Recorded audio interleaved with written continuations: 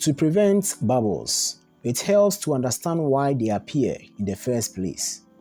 Most epoxy bubbles come from three sources. First, air trapped in the wood. Wood is porous, and when epoxy is poured over it, air inside those pores tries to escape. Second, mixing technique. Stirring too aggressively introduces air into the epoxy, which can remain suspended during the pour. Third, temperature changes. As epoxy warms, it becomes thinner and trapped air expands and rises to the surface. Let's start with the methods that consistently work when applied correctly. 1. Sealing the wood. One of the most effective ways to reduce bubbles is sealing the wood before your main pour. A thin seal coat fills surface pores and prevents a large amount of air from escaping later. This can be done by brushing on a thin layer of epoxy and allowing it to partially cure before the main pour.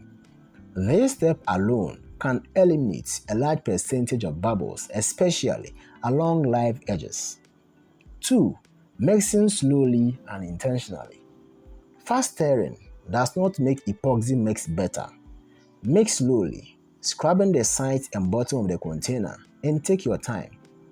A properly mixed epoxy does not need to be whipped.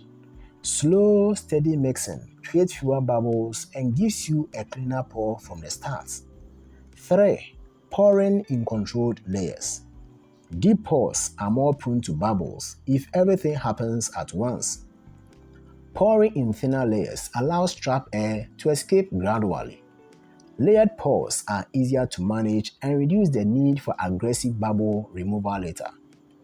4. Using gentle heat correctly. A heat gun or torch can help bubbles rise and pop when used carefully. Light, quick passes across the surface are enough. Too much heat can thin the epoxy too quickly, pull air from the wood, or cause surface defect. Now, let's talk about some commonly suggested methods that don't deliver reliable results. 1. Overusing heat. Holding a torch too close or repeatedly blasting the surface often makes bubbles worse.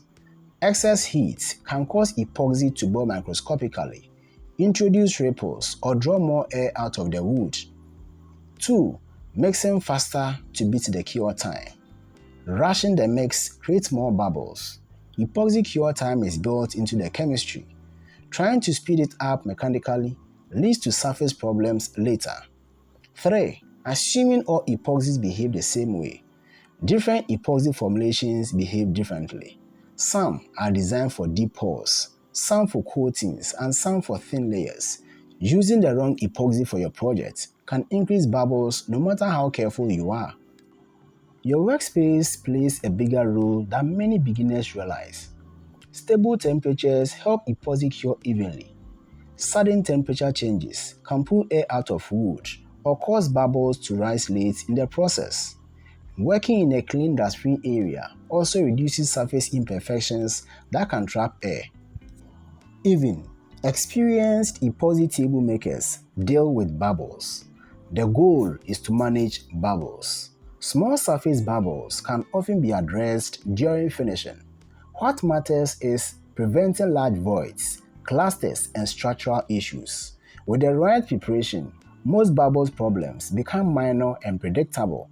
Preventing bubbles in epoxy tables comes down to preparation, patience, and understanding how epoxy behaves. Seal the wood, mix slowly, pour in control layers, use heat sparingly and intentionally.